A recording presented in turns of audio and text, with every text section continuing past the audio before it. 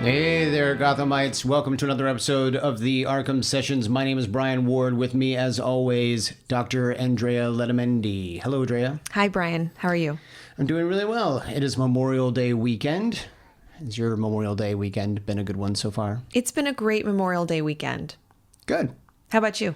It's been good. I've really enjoyed myself, and now I'm looking forward to diving into this episode.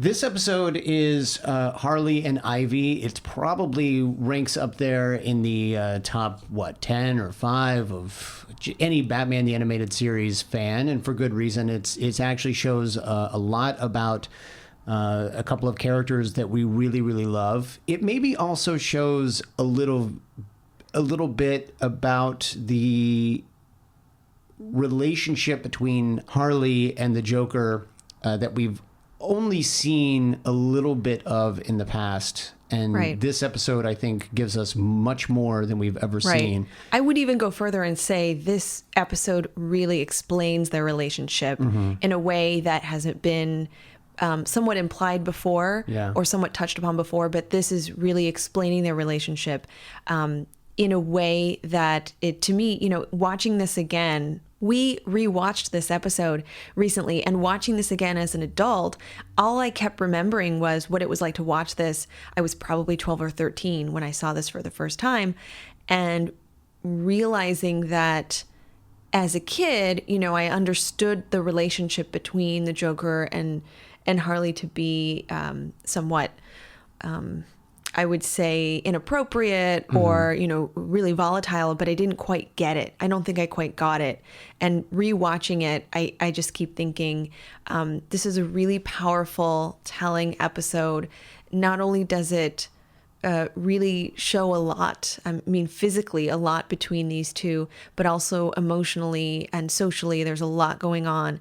And this episode is also highly acclaimed and cited because of the attention toward the female characters. Yes. That there are several female characters in this episode that are highlighted and portrayed in a certain way. And a lot of people would say this is very pro-feminist in some ways. And then some would say, well, this is somewhat anti-feminist. Yeah. If you think about the character that we're going to dive into. So what's interesting to me is being able to kind of deconstruct it now with the ability to add that psychological layer, talking specifically about the relationships, and also noting that this episode probably wouldn't get aired today. Would you say? If it were written and drawn in the way that it is. If it were exactly the way we see it, yeah. I don't know. This is not an animated episode that probably would have been produced today. Right. That being said, I know that you and I have similar thoughts about things like trigger warnings, but I do feel the need to say that this episode of the Arkham Sessions, we're going to be talking about some pretty deep stuff, I think, in talking about Harley's relationship with the Joker and really getting into that. So I highly encourage people to listen to this episode. But if for some reason talking about the Joker and Harley and maybe a certain cycle of violence is problematic for you, then we certainly understand. Yeah. But I feel like we should say that up front. Yeah, as a disclaimer. Yeah. I agree. Thank you for that. So let's talk about this episode. It starts out with Batman once again on the streets of Gotham City chasing yet another villain. Last week it was the Penguin's men in their car, and this week it's the Joker in the back seat of a convertible being driven rather recklessly by Harley, but she's doing an equally good job of eluding Batman in many cases. She ends up running certain people off the road, so innocent civilians who are driving, down the street. One of them ends up crashing into the side of or into a storefront, and Batman, again, Drea, just swerves around him and keeps driving. One would think that Harley might not drive as recklessly if the Batmobile weren't behind her. Yeah. So you could almost say Like he should slow down. He should use discretion and not put other people in danger by, here in Los Angeles, there's a term for that for car chases where police officers will kind of pull back when there's a potentially violent person, in a car chase. Yeah, you're allowed to chase, but you shouldn't necessarily engage until the chase runs its natural course. So you're saying there's some provocation here by Batman that he's almost putting others in danger or at risk because of his fast pursuit of the Joker. I think that he is driving as recklessly as Harley, and by doing so is clearly putting people in jeopardy because we see at least 2 cars get run off the road and wreck the moment they turn a corner. And Batman doesn't stop to find out if people are hurt. Now, one guy is irate. He's yelling, out of his passenger side or his driver's side window. Now, that in itself is problematic for me simply because, again, you've got this guy who is the myth of Gotham City. He is the guy that everyone is supposed to fear. And yet he is on the streets of Gotham City in his car, running civilians off the road, driving right past him. And for him, it's justified because I've got to catch these criminals. Right. But for these people of Gotham City, they're not necessarily happy with this. Maybe he's seen as a reckless nuisance at this point. The poor guy who owns the store that the car goes through now has to shut down Here's business. the thing. Look, Wayne Industries owns that building, owns that clearly. store, and is going to repair that relationship financially, economically, personally, and it'll all be taken care of. What I was interested in, now I wasn't looking at the unfortunate other victims, I would say, of this car chase.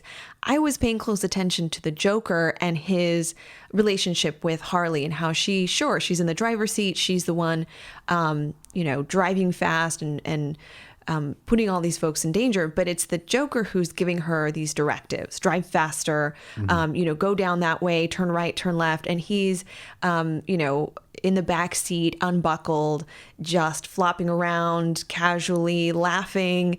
I would say he's enjoying this. And if you see the expression on Harley's face, she's a bit unnerved. She's more anxious. Her voice is kind of low and cracking. She is really worried for her life, and she doesn't know if what she's doing is the right thing. And I think that dynamic is interesting in a couple of ways. One is that we've talked about them before, and we've talked about how they share this personality trait, if you will, about seeking sensation and wanting to be in high risk situations and just kind of really enjoying being engaging in risky behavior, basically. But this is an instance where he's clearly excited and exhilarated and aroused, and she's not really sharing that. She's a bit more terrified and concerned and unsure about what she's doing. Ah, the wind in my hair and the Batman at my heels. It's the kind of night that makes you glad to be alive. Right, Harley girl? Sure thing, Mr. J. The second element is that we are seeing more closely how he controls her, how he's telling her what to do and how to do it, knowing that she's uncomfortable, anxious, and in this case, kind of fearful. And I think that's an interesting component. Is he excited because she's scared? Or is he just in his own world, doesn't realize, is it an empathy thing? He doesn't realize that she's frightened and she's not as exhilarated as he is. And he just doesn't notice that. And I think it's a very big difference, depending on how he sees her, how he interprets her in this situation. Yeah. Yeah, the Batman ends up using his line launcher and grabs hold of the rear bumper of the car. And Harley actually does something really cool. She takes it upon herself to jettison the back of the car so that it's no longer attached to the line launcher. That back end of the car comes back, hits the Batmobile, and nearly wrecks the Batmobile again. I mean, puts it on the edge, of a tall drop. And Batman is once again, I think, in need of Earl Cooper. He just got this fixed. Yeah, last He's week gotta go got back. this fixed, and now he's got to put Earl to the test once again, potentially. But let's talk a little bit about the Joker in the car at the moment, because we're talking about the differences between the two of them and how they each perceive this situation. But let's talk a little bit about him and the way that he's treating Harley. Now, Harley is the one driving the car. She's the one trying to concentrate on getting away. You've got the Joker, who is, throwing out rather abusive language toward her, and at one point asks her to give him a gun. She gives him a gun out of her bag, and it is one of the trick guns that have the bang flag that comes out. Clearly, she has made a little bit of a mistake. This is not the lethal engagement with Batman that the Joker had hoped. You nincompoop! You didn't say which gun. He ends up throwing it at her. I mean, he chucks it at her. Yeah. It narrowly misses her, goes through the windshield of the car, and he's very upset by this. We've seen him be abusive toward Harley in the past. Probably up to this point, the one that was the most noticeable and maybe the one that was the most upsetting was when we thought Batman was dead, and we saw him push Harley to the ground in the jewelry store. Mm-hmm. This seems a little different to me. Yeah. What about you? Yeah, no, absolutely. I immediately thought of the fact that when he throws that gun at her, it's this long revolver, like a spear at her. And luckily it goes through the windshield, but that could absolutely injure, if not kill her, if that would have hit her, in the head. And I think, you start to wonder, what's his intention? Again, does he think about what he's doing, or is he so volatile and impulsive that he just behaves and thinks later? And I think to draw this back to times where he's put Batman in danger, someone else who we've argued he feels close to, he feels as someone who understands him, he feels someone he has a relationship with. He's also been pretty violent and hostile with Batman, and has done things where it could very well kill him. So are you suggesting that Harley might have a similar position in the Joker's eyes as someone like Batman? I do. I think it's a very similar relationship in that the Joker wants her around, cares about her in his own way, which we'll definitely talk more about later in the episode, but has feelings for her, has this connection to her, and yet abuses her, treats her poorly, only seems to know how to put her at risk, and deliberately scares her. I think he wants to scare her. I think he wants her to feel threatened. And I wonder if it's because if she doesn't feel that way, she won't stay with him. Is this something, I know we can get into it in a little bit, but is this the Joker showing them in his own way his affection toward them?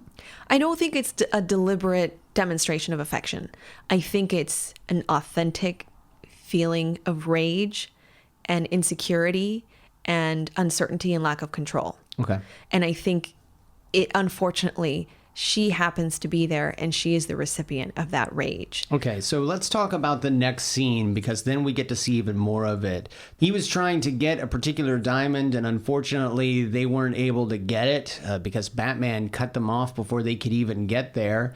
And he is yelling at Harley. He's really letting her have it. In fact, when have you ever contributed a worthwhile idea to this gang? Well, I did get us away from Batman. Oh, huzzah! The kid gets lucky and she wants a medal. We see him, she's against a wall. We see him approach her, put his hands on her, put his hands against the wall. He's clearly, the power dynamic is very clear here. Mm-hmm. And then he implies that she's not valuable. She's not really a good member of the gang. And the next shot we see is from outdoors, the door, being broken through, her body being, I guess, hurled through it. Mm-hmm. It's not clear. Mm-hmm. And here's the essence, here's the real, I almost want to say the art and the style And the brilliance almost of this episode is that you never see him hurt her directly. Right. You see her fly out of a door and land on the ground. And now we know, I mean, we can sit here and very clearly understand that he has thrown her out. I think that... And she bounces a little bit. I mean, they do allow the animation to tell a little bit of a story. Sure. They do allow the cartoon nature of the animated series to shine through a little bit, in that, like a cartoon rabbit being thrown 100 miles, as soon as that rabbit hits the ground, it bounces a couple of times, and you get the sense that like that might have hurt, but it wasn't super painful, and she treats it the same way. Totally. She is hurt, but more emotionally than physically, whereas we know that if someone got chucked through a door, onto the streets, that's going to be a lot more painful, a lot more violent than we saw here. Right. But I applaud the fact that this scene was even written, because it still shows the level of this relationship. Yeah, I agree. She, swears up and down that she's going to make something of herself and they'll be sorry. But the moment she turns around, I miss him already. Again, we're seeing this relationship where he is super abusive, but she is never really driven away from that. She is attracted to it. Right. And to be clear, it's much more complex than she just seeks. She seeks volatile relationships too, because we have talked about their relationship a little bit in our episode Assault on Arkham, where we had the opportunity to talk about, now, of course, that's not in the animated series. That's an animated film that came out, last year. Yeah. So it's definitely, it has a different tone to it, but we were able to discuss a little bit about Harley's personality and her tendency to be attracted toward violence and volatile relationships. And here, that is also true. And I think you have the ability to understand that she's implying that she's dependent on him, that there's this, it's not so much that she seeks that kind of risk-taking, being in a gang, being with the top boss. Part of it is that, but I think part of it is also she's defined by him. She doesn't know what her life is without him. If you think about what her life has been, he's been a huge part of it. So immediately she's realizing, I don't know what my life is like, and I already miss him being in it. Yeah, she ends up going and pulling her own heist. She goes to retrieve from the museum the Harlequin diamond, aptly named. And this is one of this super expensive, really large diamonds. And she starts to, remove it from its case in this intricate robbery-like, cat burglar sort of way. And then suddenly the alarm goes off and she finds out that Poison Ivy is also in the museum stealing something. And the alarms have been triggered. The heck with it. And she just shatters the glass, which I think she would actually prefer. I think she enjoyed shattering that glass more than carefully cutting a circle out of the. That's something Catwoman would do. Yeah. Harley's much more a punch through the glass lady. Yeah, and she does. She punches right through the glass. She ends up taking the diamond, and then she ends up, following Ivy. And this is where the two of them get an opportunity to meet really for the first time. And we see right off the bat that Harley is considerably more useful than the Joker ever let on. Ivy would have been captured for sure at this museum had Harley not been the one to think ahead. And she was looking at all the different ways that they could get out. She even asks Ivy what she's got in her bag. And when Ivy tells her that she's got some plant toxins from the museum, Harley is the one who takes those toxins and knows how to use them in order to get them out. Yeah. And so immediately she is showing that she is not an idiot. Right. She is not the one who has always screwed up the Joker's plans. Right. She is actually someone who could help if given that opportunity. Yeah, I agree. So something here struck me as interesting when Harley is chastising Ivy a little bit. Nice work, Butterfingers. Why didn't you just turn on the bat signal while you were at it? Harley is also maybe throwing on a little of that abusive quality. She sort of turns on Ivy a little bit and sort of treats her like she's the idiot.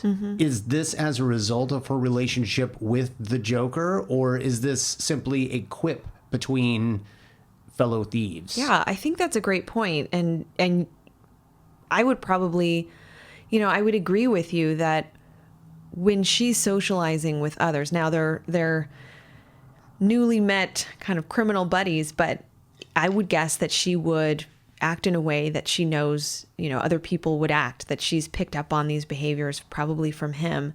And I didn't actually pick up on that. So yeah, I would agree with you. I would also say that that particular line of dialogue suggests that it's not just the commissioner and the police who are well aware of what the bat signal means. So now that we know that the criminals are on it, I would expect a lot more crimes to go down while the bat signal is up in the sky, directing him towards something else. But they end up escaping in a very flamboyant pink car that, I don't know, is a little surprising to me that Ivy owns. I wouldn't have thought pink convertible. No, she's very feminine. She's very... It's not the femininity, though. She is a... everything about her is in that green, very organic, very, you're whatever. trying to say granola, like hippy dippy. No, I'm not saying granola. You are. I'm saying the pink, the pink convertible clashes with everything else we know about Ivy. But maybe that's just me. You didn't get that sense? No, I didn't. I thought it was pretty consistent with her persona. She was hiding it under like a blanket of ivy leaves. So, Which I would have put into the back seat. Instead, she just tosses it aside. She has so many. She's got a lot of them. Okay. Well, it's not exactly inconspicuous. It's driving down the road, and there they are. They're Harley and Ivy together, for better or for worse. Now, it's important to point out that Montoya was one of the officers who showed up at the museum with her, her crew of officers to try to catch them. And that's where we realize there's this dynamic where Montoya is a pretty integral part of this episode. Yeah. They end up going back to Ivy's place, and unlike other villains in Batman the Animated Series, she doesn't really have a lair of any kind. She's not in a lab, per se. She's not in some underground facility or in some burnt-out warehouse somewhere. It's her house. She's basically got a house. Now, it happens to be located on a toxic waste dump, but... so I guess she does have some form of protection. We have established that people can't really get near the house without having to have some sort of antitoxin in order to, give them some kind of protection against the toxic environment. But it's just her house. And we see that she is giving Harley that antidote or that antitoxin. Harley is not pleased with the idea of having to get an injection. You'd think after living with Mr. J, I'd be used to a little pain. Why do you put up with that clown? Don't get me wrong, my pudding's a little rough sometimes, but he loves me, really. What's great about this is that Ivy immediately recognizes that this is unhealthy. She has problems with it. She calls her a doormat. She implies that she doesn't have any self-esteem. She tells her that she's worth much more than that. And she's really almost irritated by the idea that another woman would let a man treat her in that way. And I like that. I like that dialogue. I like that particular scene because we are then allowed to also acknowledge that, okay, we felt weird and uncomfortable about it. And Ivy is validating that feeling for us. Yeah, that's not the way that women should be treated. And there's this kind of rescue type of theme here where now Ivy wants to rescue Harley and take her under her wing and, be the one to show her that life could be better.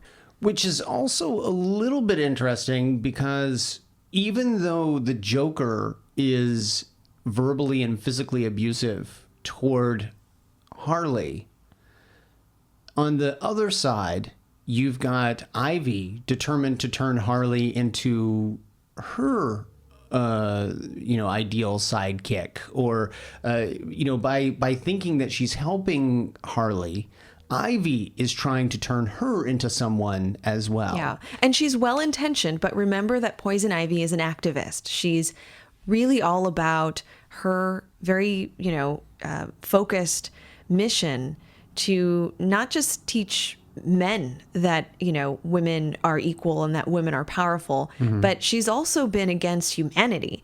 So there's this element that Poison Ivy has this, this mission, this particular agenda, and she's just sort of recruiting Harley into it, and she's seeing Harley as someone who can potentially help her. And the value to this too is that she feels like she's somehow rescuing Harley or showing her how life could be better for her. So it's also, again, well-intentioned, but also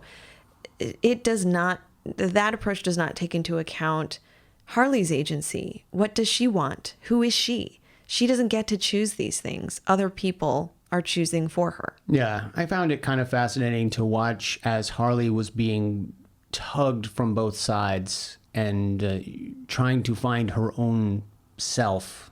And you've got two very diametrically opposed people trying to place that on her. And another thing that just made this episode that much more powerful, they end up going on this crime spree, and it's all directed at the men of Gotham City. They start out going to the Gotham Adventurers Club, which doesn't allow women, and they end up trapping them all in vines, and meanwhile they then go and loot the trophy chests, and then they just go on a series of crimes where really the victims are going to be the men of Gotham. And this is the MO of Poison Ivy ever since we first met her. Right. And in a way, as folks in the audience, we're kind of rooting for them. They're not necessarily, as opposed to someone like the Joker, they're not necessarily just in it for the exhilaration. They're not just in it to steal or to take advantage of people. I think there's this clear mission, and they're bonding throughout. And there's a moment where I think throughout that montage, we're just kind of rooting for them. Now, I've got a question for you, and it's something that I just thought about. We don't see Batman throughout this montage. He isn't necessarily around trying to stop them. We get the sense that they've been on it maybe for a week or more, you know, where they're sort of going on these nightly excursions. Batman hasn't been around. No. So it occurs to me, when you're talking about the villainesses of Gotham City, Catwoman is an activist for animal rights, and Ivy is an activist for the ecosystem. We've always seen Ivy as a villain, whereas Catwoman, there is clear, there's sort of a clear gray area there where we're not sure how we feel about her. What is the difference between Ivy and Catwoman in this case? And do you think that it's something that's on Batman's radar? Do you think he's there every night? Do you think Batman is sitting in the Batcave going, Alfred, I just can't figure out. I don't know what they're going to hit next. I need to think about this a little bit. Or do you think that Batman's been on vacation for a week? They don't make it clear, but certainly there's Ivy and Harley are successfully, stealing and going through, wreaking havoc throughout Gotham City. Well, something that you said, the reason I ask is you brought up the point that she's an activist and that the only real people that they're hurting are these men. And we, the audience, are rooting for them. Mm-hmm. I have the opinion that if we had seen Batman trying to stop them, we wouldn't be rooting for them. Right. So it almost suggests that by Batman not being involved, it's okay for us to think what they're doing is okay. Right. We're not seeing them as criminals or villains. Right. We're almost just kind of following their journey. Mm-hmm. And I agree. There could be a reason why he's not written into any of this montage or into this particular scene. And like you said before, his car was wrecked. Maybe his car is in the shop. Yeah, he needs the mechanic. Earl, I really need you to hurry up because have you seen what they're up to? They are now the new queens of crime in Gotham City. And yet Harley still isn't over the Joker. And this scene is interesting because they are in Ivy's house and they are in their everyday wardrobe. Harley's makeup is off.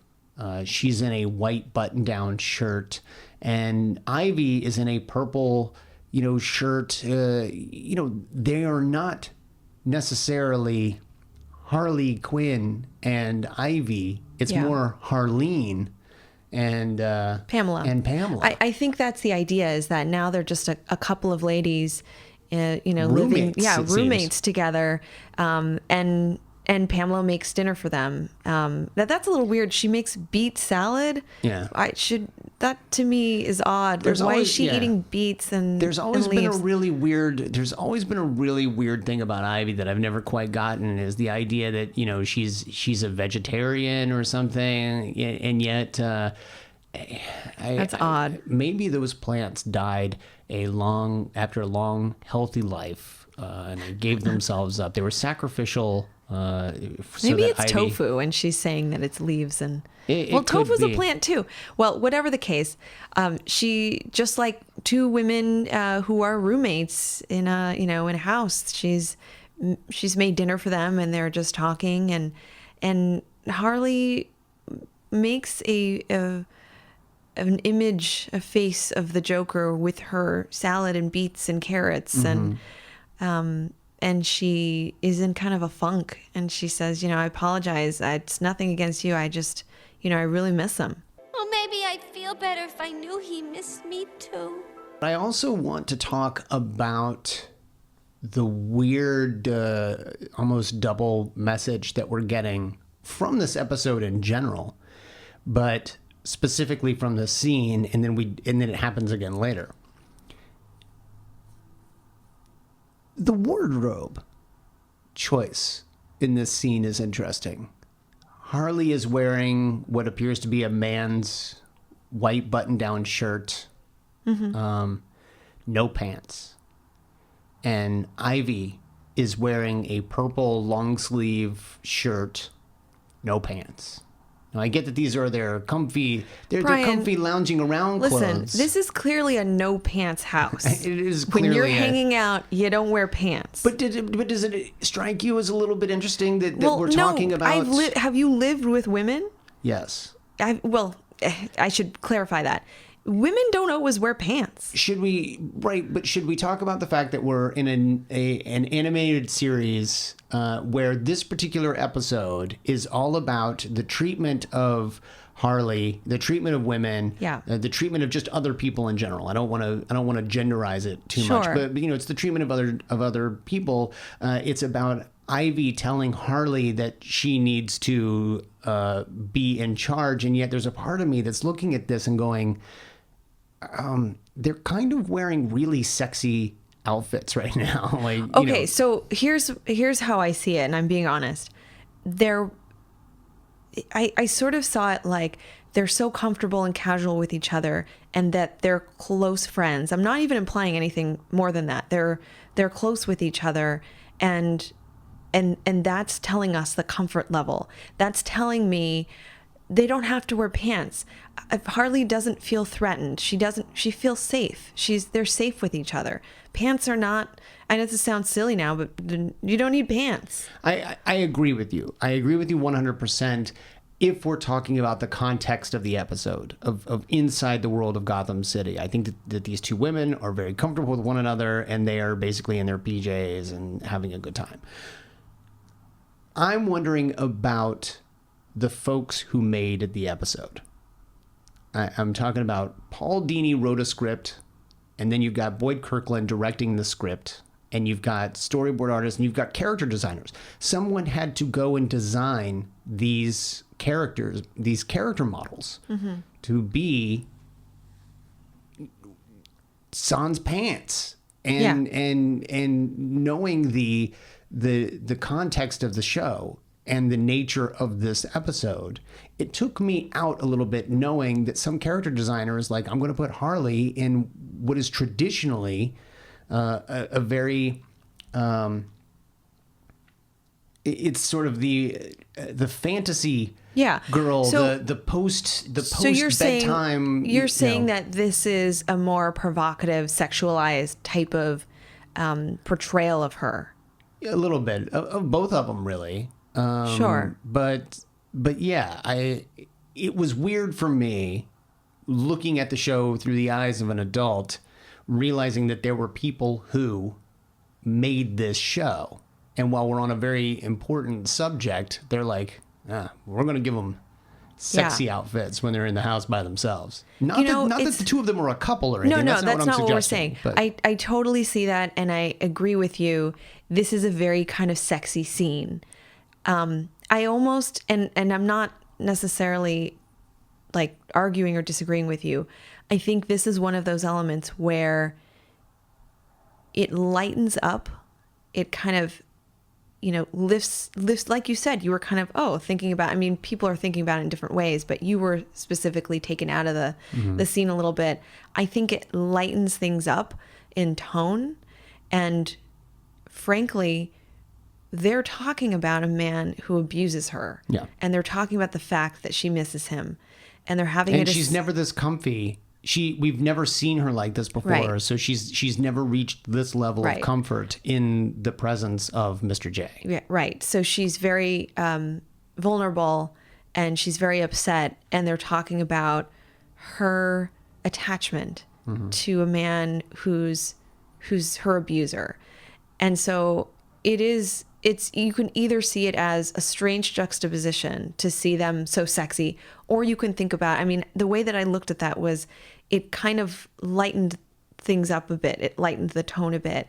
And visually, it's strangely, they're very appealing. Like you're saying, like, this is a very appealing, interesting scene.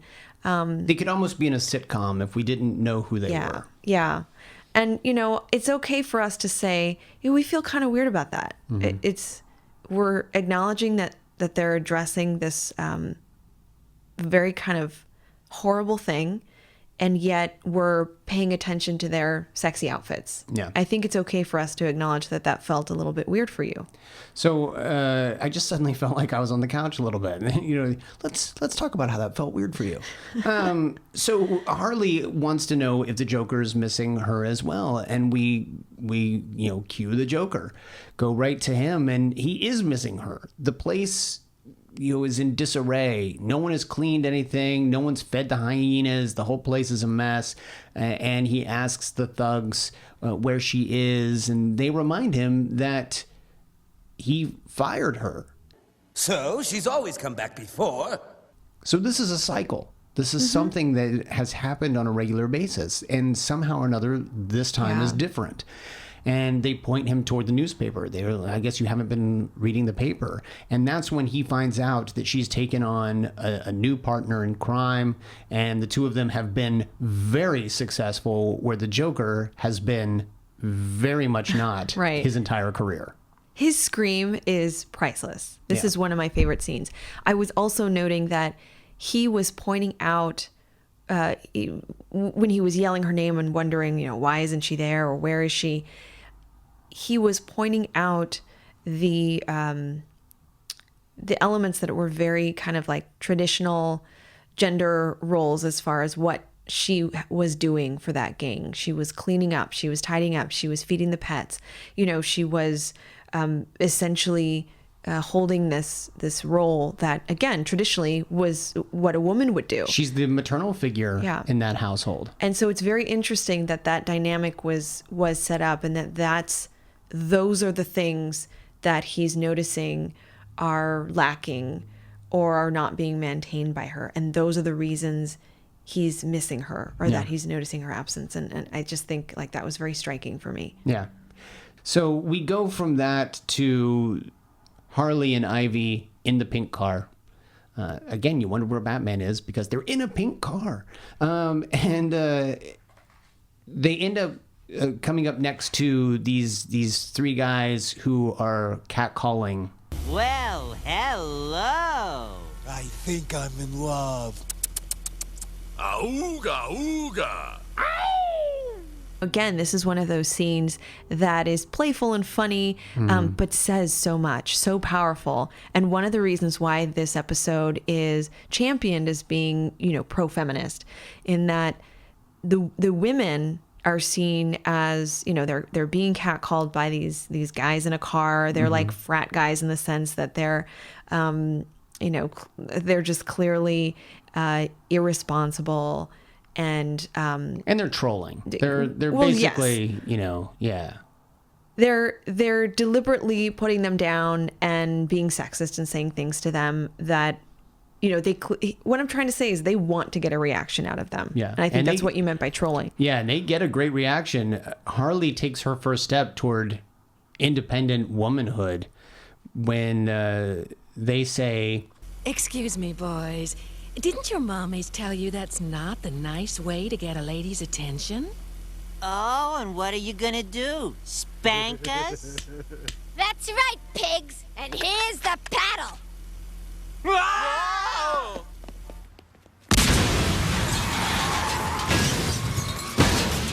Her empowerment is aggression, violence, and putting others at risk.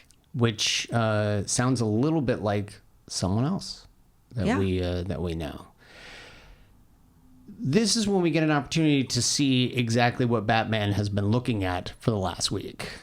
Sitting there in the Batcave, looking at this screen, and he's not really looking at articles per se. He's just basically looking at Ivy and Harley in action poses. There's just several shots of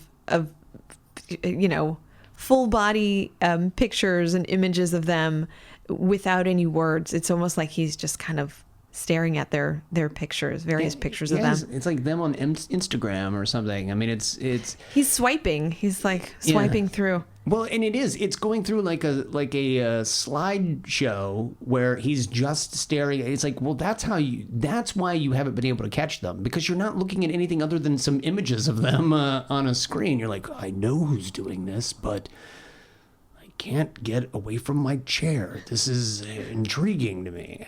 It's a little weird.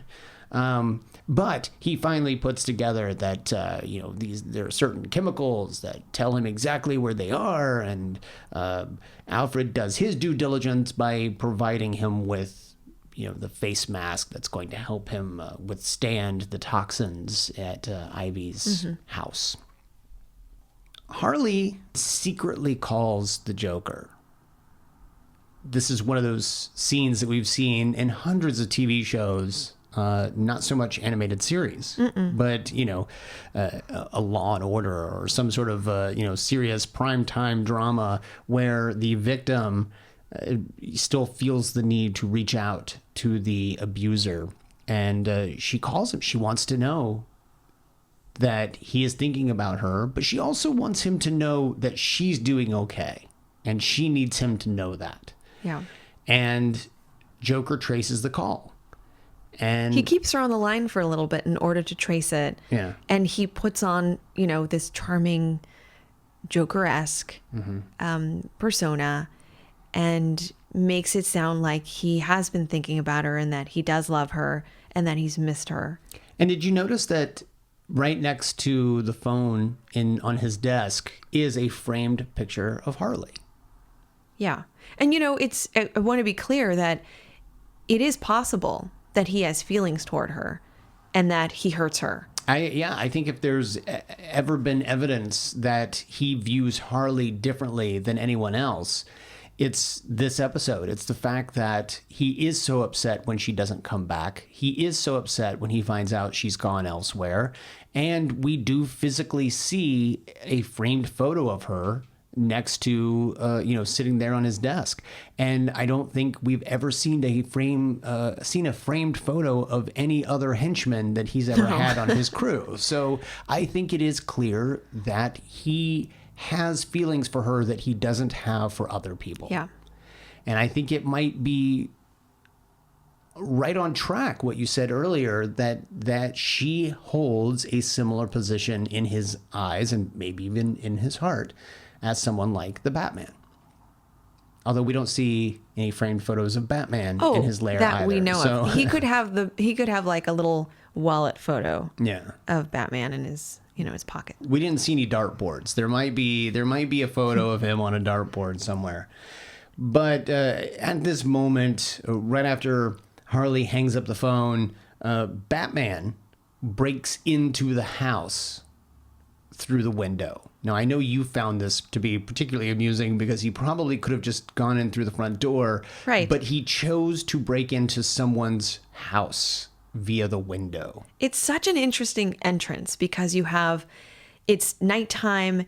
We hear a sound. He breaks into the house through the glass door. And they're once again wearing the exact same thing they were wearing before. So right. It's not like they're armed to the teeth or armored or anything. No. And so I want to be very clear about this description. You have two women who are in their, pajamas or nighttime pantless outfits, unarmed, and unsuspecting of anything. And then you have Batman in this mask, not his typical. I'm not saying his typical mask would have been much better, but in his anti-toxic, more frightening, I think, mask, breaking into the room and saying,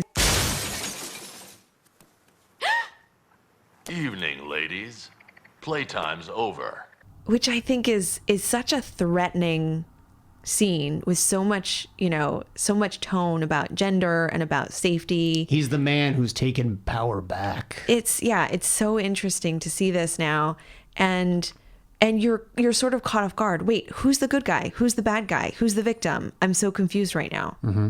Well, they put that confusion to rest very quickly because they pull out the plants, and Batman is once again taken prisoner by plant life. This isn't the first time that we've seen this, and surely it won't be the last. No. Here we have the typical male aggressor, fittingly imprisoned within the bonds of female domestic slavery. Ivy asks him if it upsets him that a woman has got him in this position of powerlessness. They've got him strapped to some sort of it looks like they're going to dump him into the toxic waste. And right, they have him chained up. Yeah. It's interesting. I don't know that he needs this many chains, but they have his... Oh, he needs that many chains. Let me tell you something. Fine. They have his body chained up on this table. Yeah. His arms and legs with separate chains and locks, and he's helpless, and it's actually quite humiliating. Yeah. And at the same time, when he's asked that question, he responds, "Man or woman, a sick mind is capable of anything." Well, absolutely true in the sense that gender doesn't matter. Yeah. And I think in a simplistic way, when he says that, I think we're supposed to kind of applaud him. Like, we're so caught up in gender right now. We have to remember that doing horrible things is doing horrible things, no matter what gender you are, no matter, what your background is, what your identity is. We don't hurt other people. And I think that throughout this episode, that's such an important moment. I don't like that he says, a sick mind is capable of anything. I think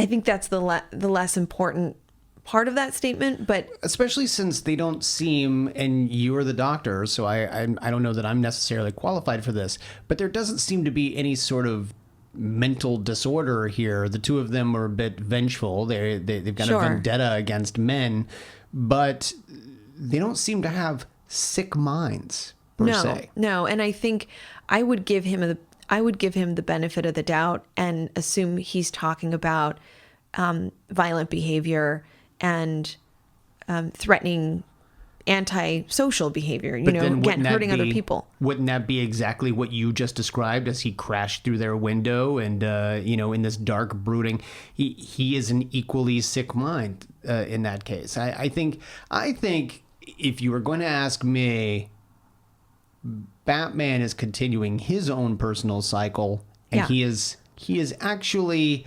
prodding the sleeping bear. Like he is insulting them. He is like, you guys are sick and I'm so much better than you. Just drop me into the toxic waste already. Let's do this thing. That's his dynamic. That's his need to be better than you. Because remember, his thing is, oh, I'm not crazy. You guys are. I'm the one who's right. I'm the one who's moral. I'm the one who's above it psychologically, and you and socially, I know that's all not those true, reasons. Right. But, he's just as crazy as they are. So they end up releasing him into the toxic waste. And as we've seen Batman do time and time again, he gets out of the chains and gets out of danger. How they explain how the toxic waste isn't killing him, because he's been plunged into it. Something or another, the suit is protecting him just fine. Everything's cool. But during this, the Joker has let himself into their house, and Harley goes right back to being Harley. Harley is no longer the powerful, independent woman. She is back to being Joker's little victim. She is happy that the Joker has come for her. Yeah. And the Joker has really come for their loot. But I think he is actually coming for Harley as well. Okay, so explain what you mean by that. The Joker says that he has come for something of his. Harley assumes, and we, the audience, assume that he means Harley. And then he reaches by and takes their loot, dumps it on the table, and he's going to take the cash and the diamonds and he's, all the jewels. He didn't come here for Harley. Mm-hmm. He came here for what they have gotten successfully from other people, which, by the way, the Joker has never really been successful at doing. And I think that this is also the Joker in his own sick way reclaiming Harley. I think he did come here for her. Mm-hmm. But he is letting her know through the abusive nature of, I'm not here for you. Yeah. I'm here for the stuff you stole. And I think he believes he needs to have that approach in order to keep her around, or in order to keep her dependent on him. That he can't let on that he's also dependent on her. And so, I think you're right. Is it completely unhealthy? Absolutely. And he gets a little physically violent for a moment when Ivy says that that's their stuff, that's their loot, and he pushes Harley. He takes his hand, puts it on her face, and pushes her away. Oh, Pammy, I wouldn't leave you empty-handed. Since you like flowers so much. Oh, Puddin', no! You can have mine! He grabs Ivy's head and pushes it into the flower. Yeah. Again, a lot of physical aggression, a lot of force here. Luckily, of course, that doesn't impact her. Yeah, she's immune. She's totally okay with that. Harley and Ivy end up escaping, though, while Batman is taking on Joker's thugs and, of course, Joker. And Joker picks up the machine gun and begins shooting recklessly toward Batman. Batman yells, "Stop shooting, you lunatic! We're sitting on a powder keg!" The Joker doesn't care. He just keeps shooting until eventually there's a huge explosion. Right. you've talked about this before, the Joker doesn't care about... Well, at this point, he's on this high. He's exhilarated. He's experiencing the moment of risk and violence and potential death. And these are things that really make him excited, very seriously, you know. So he doesn't... You're right. He doesn't care that this could end his life or Batman's life or Harley's life. He's just reckless. And he's, you know, again, there's some kind of enjoyment out of that. The Batman has to end up rescuing Joker during these series of explosions. I mean, this place is going up. I mean, there's a river basically a reservoir of everything, just flames everywhere. I mean, it's very reminiscent of Mask of the Phantasm, the end of the movie, where Batman takes it upon himself to pick the Joker up, throw him over his shoulder, and get out. And he ends up signaling for the Batmobile, which apparently is parked in Ivy's garage. It comes crashing out of the garage. Like the garage door is closed, and it comes out of the garage. I don't understand why it's there. At what point he parked it in there? Batman put it in the garage. Oh, he didn't want to. Well, because he broke into their house. Maybe he wanted to hide it. Yeah, maybe. It's all part of his sick entry into their house. Like when he tried to break into their house. I mean, part of that. It's just one more power play. I'm going to take this spot in your garage. As Harley and Ivy are driving down the road at breakneck speeds, Ivy ends up yelling, "No man can take us prisoner!" And Renee Montoya is there to take them down. Right. Which is pretty awesome. Right. So a female professional ends up being the hero of this entire episode. Yeah. And we then go to Arkham Asylum, where the Joker is in a straitjacket talking about how, no more women. And then you've got Harley and Ivy who are gardening. And by the way, I know we've talked about this in the past, but in my opinion, this is just a monumentally dumb idea to let Ivy in a garden. Yeah, why would they let her have access to plants? She can control plants. Like, what is wrong with these people? The episode ends on a note where, as the Joker is saying that he is basically writing off women, including Harley, Harley then says, "I think we can still work it out."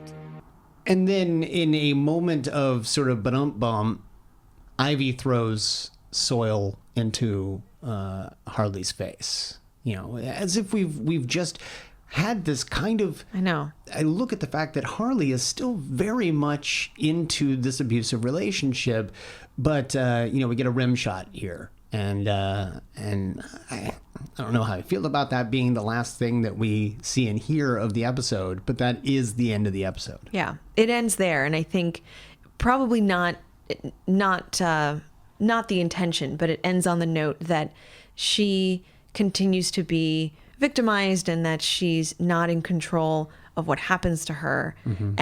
And like you said, she's always the punchline. Yeah.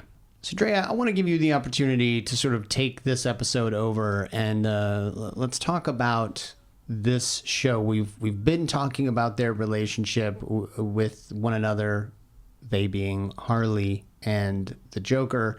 And I feel like this episode is more about Harley and the Joker. And it's very much about Harley in general. Yeah. And certainly more so than it is about Harley and Ivy.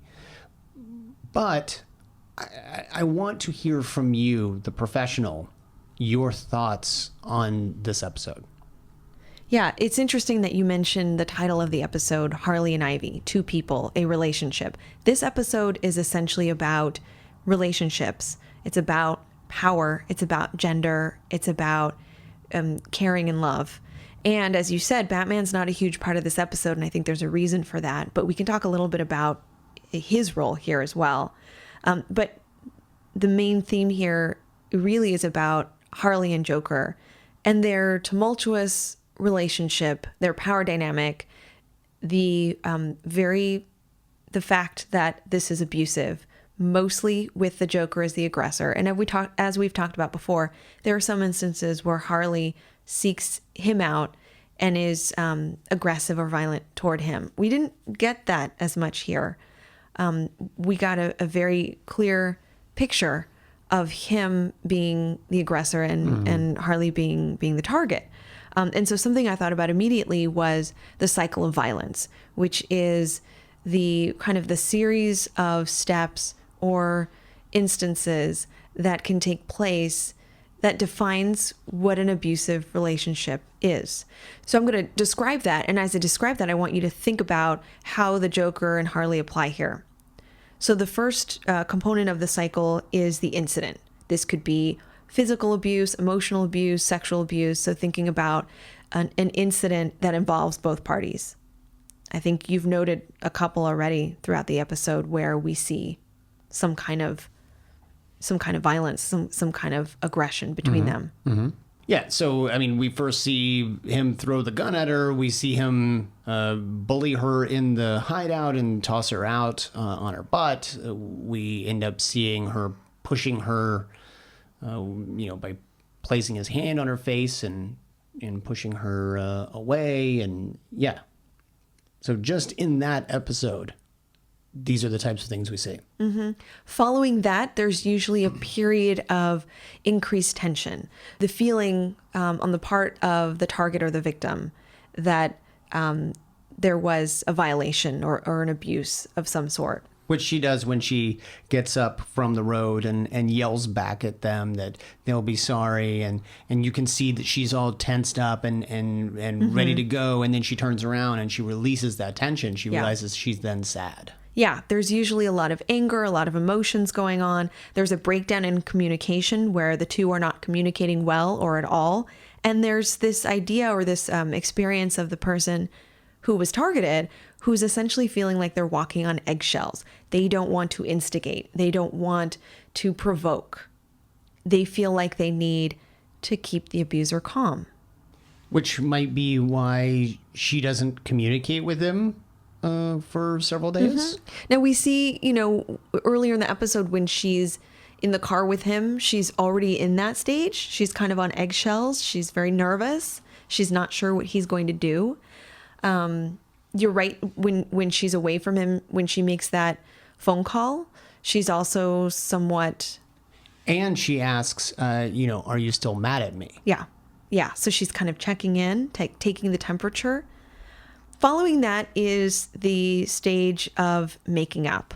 This is where the abuser promises that kind of violence wouldn't happen again, somewhat blames the victim. If you hadn't done that or if you didn't do this, then we wouldn't be in this predicament, and sort of acts like it's not as big of a deal, tries to minimize it. To Joker's credit, he doesn't put on that face. He doesn't, he sort of makes it clear that it was her fault or whatever, but he never makes a promise that he won't do it again. Right. And there's not a big apology. And I'm not saying that makes this better or worse. Yeah. The typical stage here, what we would typically see is some kind of apology to try to keep that person there. And we don't see that so much. We do see in the phone call sort of that very charming, warm, maybe apologetic tone, but he's not directly apologizing to her. You're right.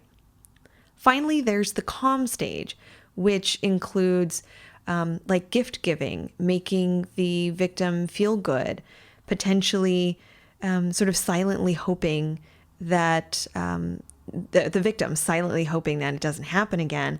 There's this almost hopeful, like, phew, that's all over. We're gonna start over from that, or we're not gonna engage in that anymore. Sometimes the abuser acts like, well, it didn't happen. So from an outside observer, it would look calm. It would look like nothing had happened. Which we don't really get a sense of in this particular episode, because we go from them being captured to Arkham Asylum where he's raving mad. That's it. Next time I start a gang, no women. Do you hear me? No women! Yeah. And so what's interesting is that while that is the typical cycle, over time, the cycle could be repeated over and over again. That cycle could take, an hour. It could take a year for it to completely go through. There could be several cycles, one repeated after another. And oftentimes the calm stage disappears altogether. There's no calmness anymore. It's just incident, apology, tension building, over and over again. And I think that's probably what we're seeing with these two. I think most people would say they've heard of something similar to that cycle. They're aware of that cycle. Yes.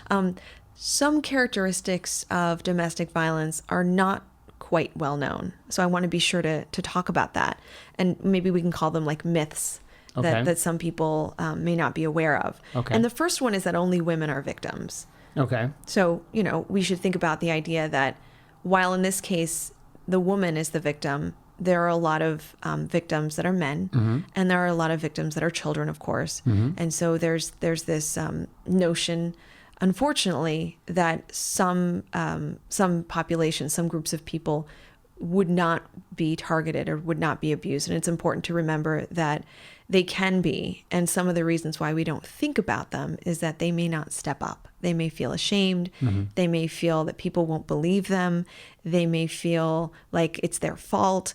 And so there's also the dynamic of not as much with children, but with men, that the men are the ones who are supposed to be in the power position, through social norms. Yeah. There's this suggestion that men can't really be abused because at any point in time you could stop what's happening to you. And that's not true. You're absolutely right. That's definitely a stereotype. And there are studies that actually show that when this is really looked at in detail, when the behaviors and the situations are really looked at among couples, that it's actually the women that are more likely to get physical when it comes down to the abusers. But the men are more likely to cause injury, right? So those are the reports we're seeing.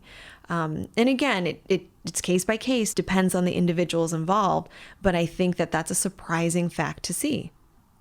Another myth, and this is something that we were kind of getting at a little bit, is that domestic violence isn't caused by mental illness. So what do I mean by that? That people are not physically or emotionally or sexually abusive because they have a particular mental illness. Sometimes there's a co-occurrence. For instance, a person abuses substances, alcohol or drugs, or a person happens to have a mental disorder and they happen to be violent. So a lot of times, in the media, that's what we're seeing. But the truth is, mental illness would not be a cause of the domestic violence. Choosing to be physically abusive is a choice. Right. Another stereotype when it comes to domestic violence is that people who are victimized are uneducated. It's like they don't know better, that kind of thing. That's why they stay with their abusive partner. That's why they're susceptible, or that's why they got into that mess in the first place. Those are awful things to say, but some people believe that's how this happens. When in truth, studies show that the more educated a woman is, the more likely her partner will abuse her. That specifically happens when there's a big gap in education. So let me be a little bit clearer about that. That it's not so much that a woman is highly educated, it's the fact that there is a big gap between earnings and career. So the person feels lesser, the abuser feels lesser, and therefore takes it out physically. Absolutely. You may be more intelligent, you may be the breadwinner, but I'm the guy who is stronger and more powerful. Right. And that's how I overcompensate. That's how I prove that. And so when you brought up the intelligence of Harley, I thought about that she, we can't say, well, she's stupid to stay in this. We can't say that. She's actually very intelligent, and that her intelligence could be one of the reasons why the Joker's threatened by her. Okay. And then finally, the biggest myth, which I think really applies to this episode, is the idea that the victim should just leave. Why don't they just leave? Is the question that comes up all the time. And something that has to be made very clear is that the partner who is victimized does consider leaving and constantly feels that tension of knowing they're in a hurtful, harmful relationship, but feels even more threatened with the idea of leaving. And there is evidence to this. The U.S. Department of Justice reports that the most dangerous time for a woman in particular who's abused is that time when she's trying to leave. So when she's contemplating leaving and actually leaving is incredibly dangerous for her and life-threatening for her.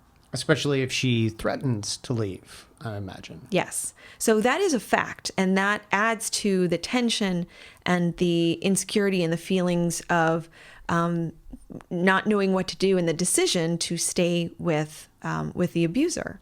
I have a question about that. Is there a moment of sort of codependency there as well, where the abuser needs the victim as much as the victim may feel the need? Because we see Harley constantly sort of wish she was with the Joker, and she wants the Joker to feel the same way about her that she feels about him, and she wants this sort of validation, and she wants to think that it's possible that the two of them are going to be okay. But then we also see that the Joker does need her.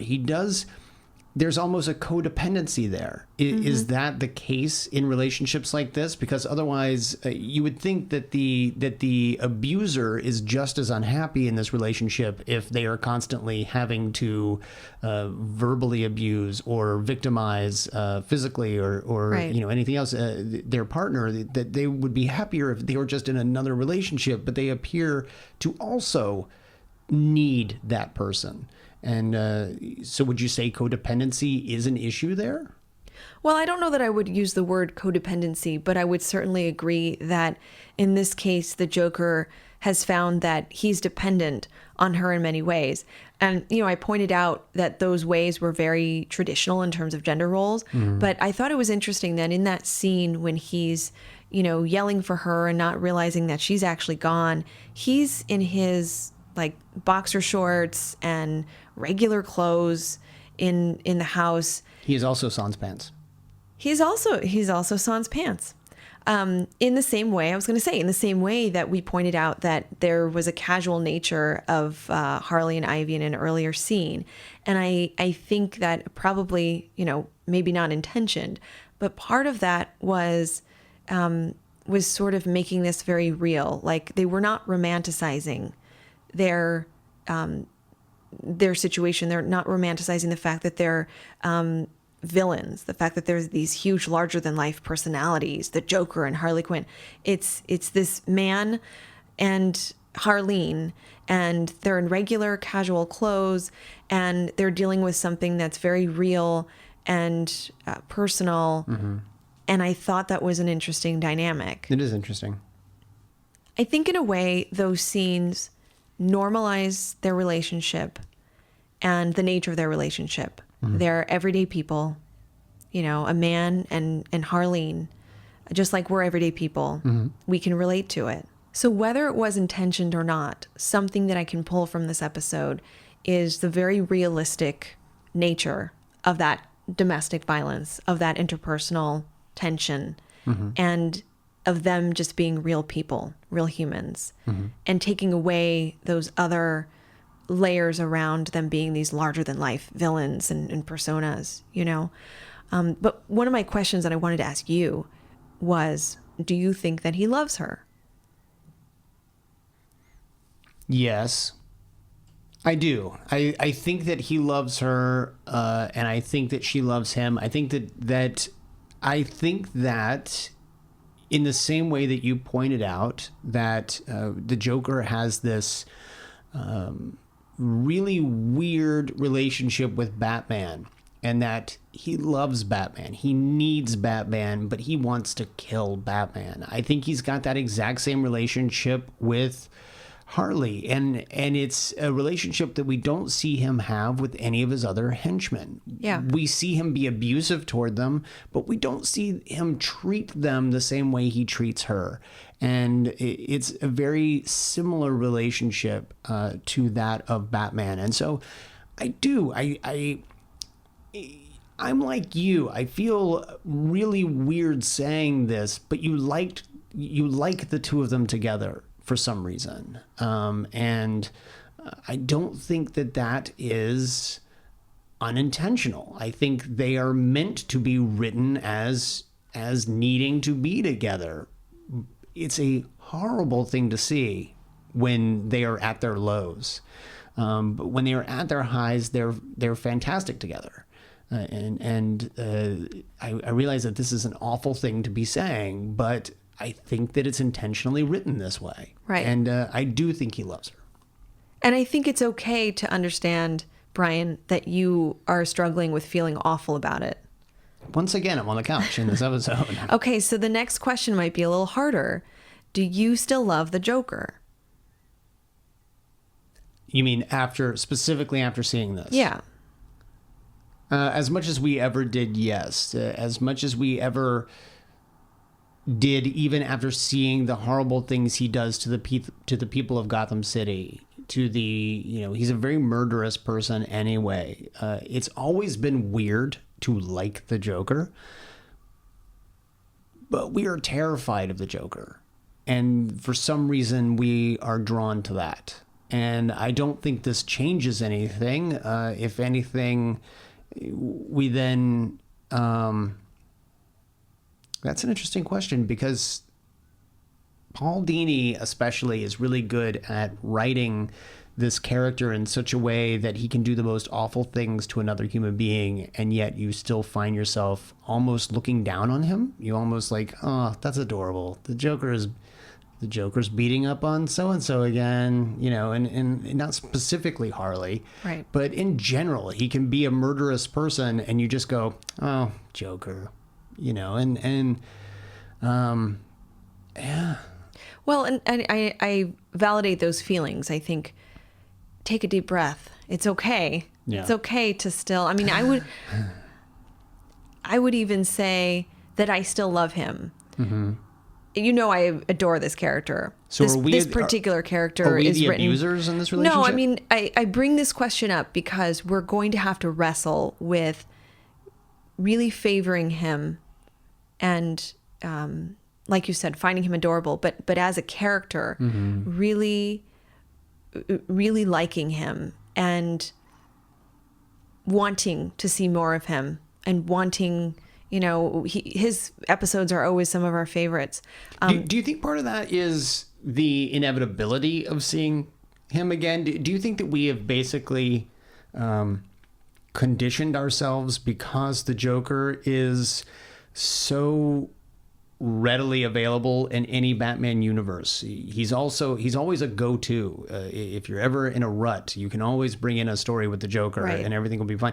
The Joker has spent 76 years doing the most heinous things imaginable. He should be an absolutely hated character, right, and yet we find ourselves drawn to him. And I think part of that could be because we know we'll see him again. What I hear you saying is that we have this relationship with him, that he's in this mythos, in this universe. He is a part of this. He's part of this machine. He's part of this world, and we're craving him. We want him to be in it. I was getting at the idea that he is written in such a way, with such brilliance, especially this version of him, to portray that charming characteristic, that we know from real folks, real people who are have done horrible things in this world and who are in the news, who have really committed violent crimes, that those people for some reason are sort of idolized in some ways in some societies by some people, that we're really kind of fascinated with that. Mm-hmm. When those kinds of stories happen in the media, we flock to it. Mm-hmm. We're really, really fascinated with it. Mm-hmm. In the case of this individual, he's so charming. He's written in a way that he's so charming that we kind of give in to that. And it is an exaggeration of that real life serial killer, strangely charming and personable guy. It's a hyperbole of that, if you will, but he is capturing that so well. And I think that's why we're drawn to him. Yeah. And, we've gotten a lot of correspondence and notes from folks who've listened to the show. One in particular, an email we got back in February was asking about this exact thing. When we revisited I've Got Batman in My Basement, and that there were actual posters of the Joker that in that world, in the animated world, some kids might have. And so we got a very good question from someone who was asking about this fandom of villains inside of that world and in real life outside of that world and what that's about. And I think that we're kind of experiencing it, especially with this episode. You have someone who can do such horrific things and be portrayed in a way that he should be the villain. He should be the person that we root against. And yet we're still fond of him and we still have this connection to him. But I don't think Sherwood was fond of the Joker. I mean, when you look down at his basement, when you see that's his Batcave, that's his lair, that's where he does his science and his right. Whatever. I think the Joker's poster is on that wall because it's basically acting as a wanted poster. Yeah, it's sort of this is my villain, this is my whatever. I don't think he's in any way idolizing the Joker. You're probably right in that. I think that the question came from the idea that the poster exists at all. Yes, right, yeah. right. But getting at this larger idea that we're, that we really idolize and champion in some ways villains, and Heath Ledger is a great example. His version of the Joker is a great example of this, and perhaps Jared Leto is another example of this in his version of the Joker.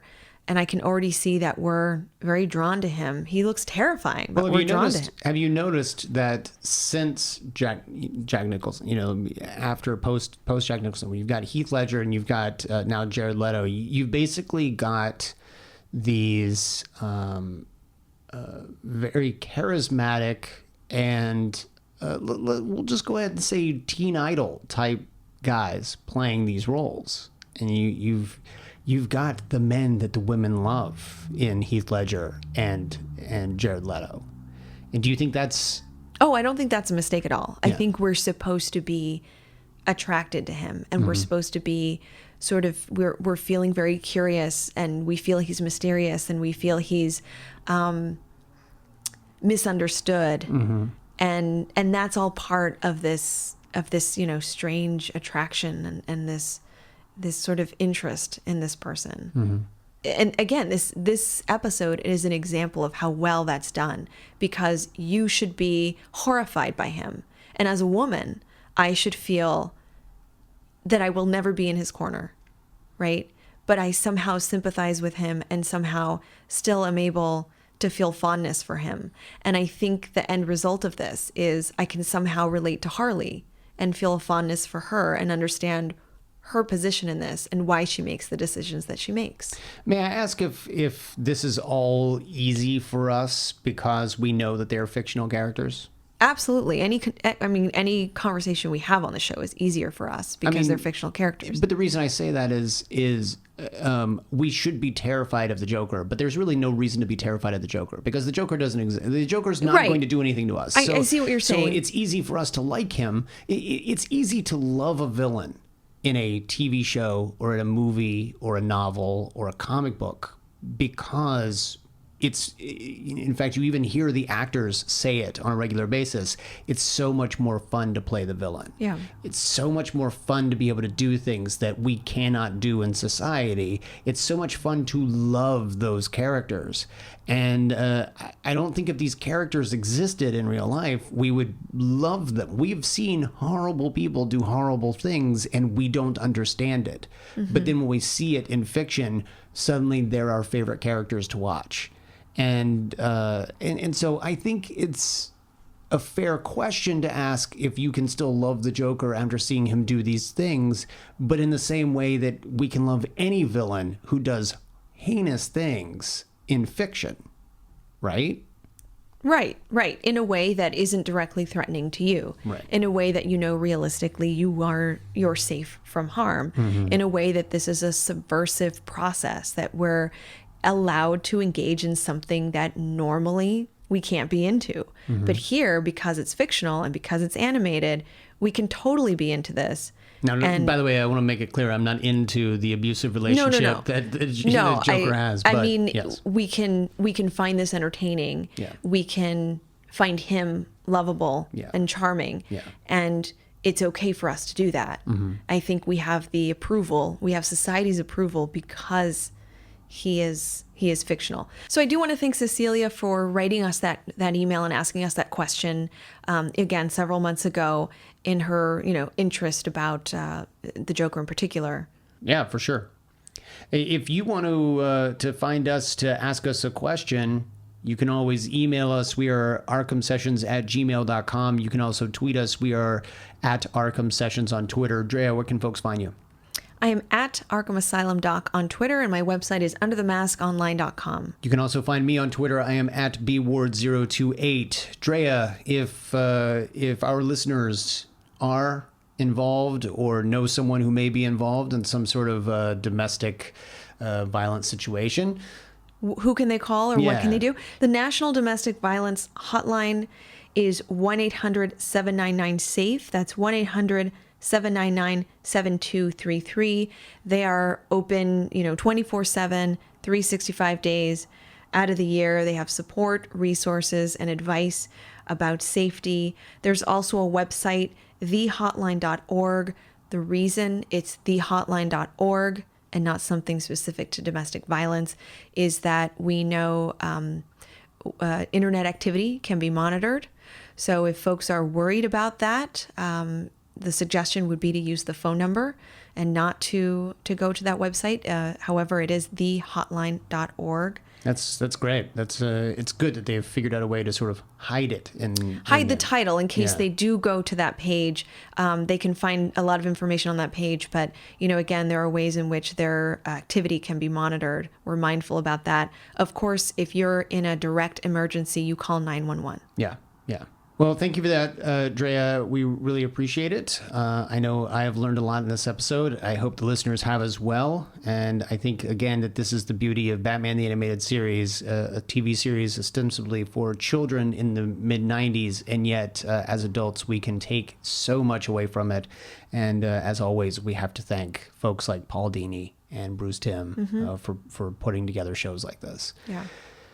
Until next week, I am Brian Ward. I'm Dr. Andrea Letamendi. And we are the Arkham Sessions.